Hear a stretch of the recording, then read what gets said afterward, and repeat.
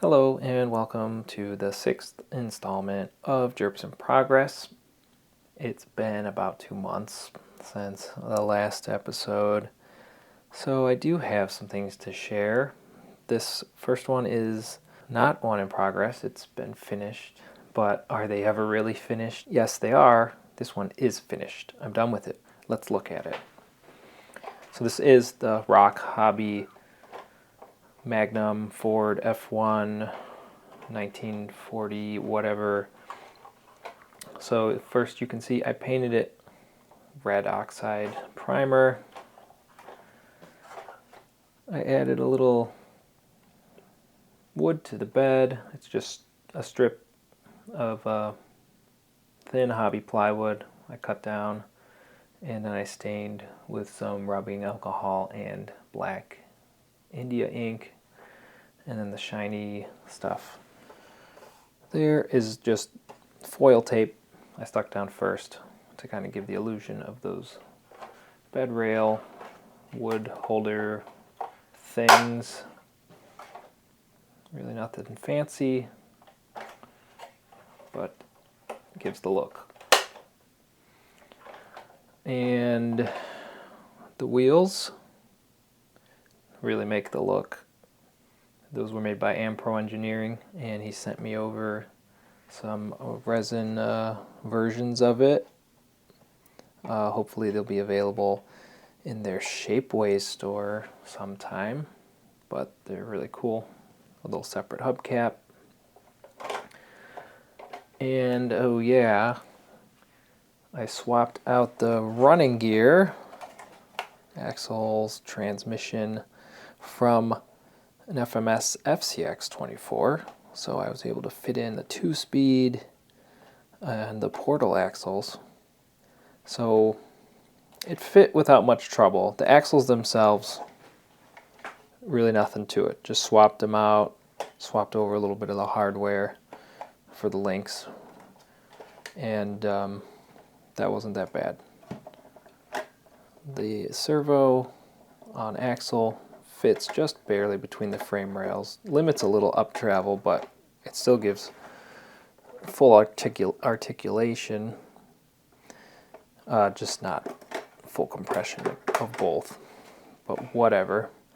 So the frame rails were two different widths on the Magnum and the FCX, so I just cut the plastic chassis out of the FCX and kind of just slid it over and screwed it in.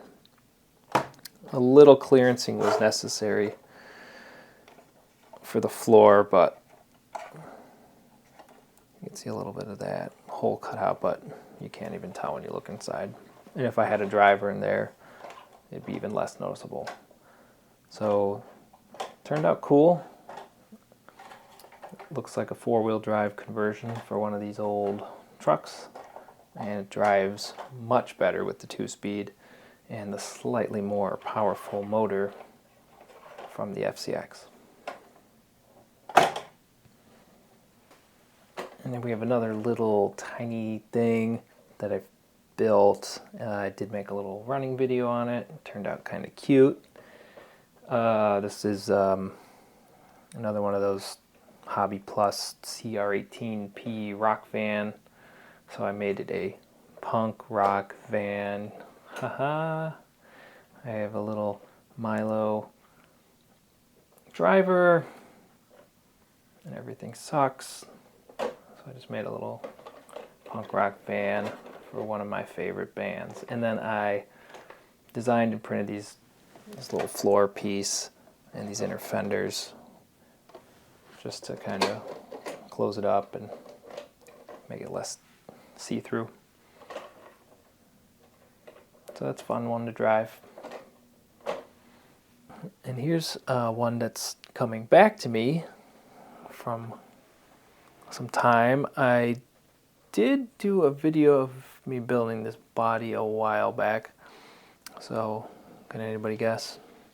Does this look familiar?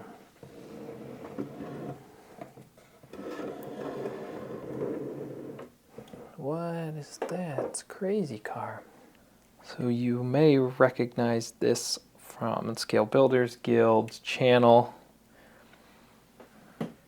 Matt built this up some time ago and painted it, and it looks pretty good. And then when I saw him a few weeks ago, he generously gifted it back to me. So it still looks pretty good. I think he only drove it once or so. You know, not bad. He did a nice job on the paint. I'm in need of something to put this on. I need a 6x6. Anybody got any recommendations? Or somebody has one they want to get rid of? I don't really want to spend a lot of money. I just want to put it on there, drive it, see how well it does through Smeagol's Folly. But so hopefully that'll be a quick and easy little build up. I have nowhere even to keep this, but it has a nice little interior. So I built that in 2019. And the last one I have to show is another finished one. I just was on a roll trying to finish it up. Here we go. Oh yeah, that's right. I finished my Hilux High Lift. I haven't even driven it yet. The weather has been awful here.